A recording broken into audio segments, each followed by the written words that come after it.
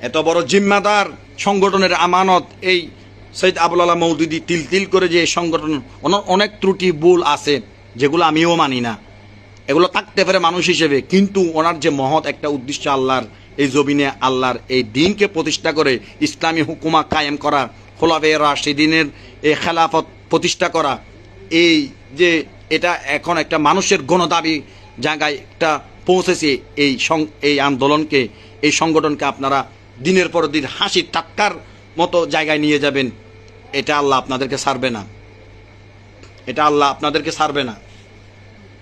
এই জায়গাগুলো আপনার একটু মাথায় নিতে হবে।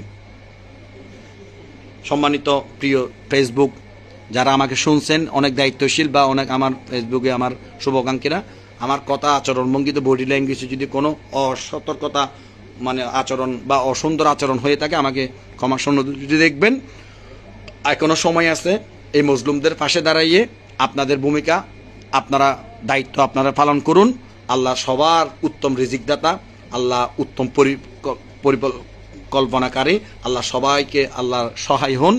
আমাদের সকলের মঙ্গল এবং আপনাদের সকলের মঙ্গল কামনা করে যারা এই মজলুমের খাতিরে আছেন তাদেরকে সমবেদনা জানিয়ে আমি আমার এই অগোচর আলোচনা এখানে শেষ করলাম। ওমা তৌফিক ইল্লা বিল্লাহ। আসসালামু আলাইকুম ওয়া রাহমাতুল্লাহি ওয়া বারাকাতুহু।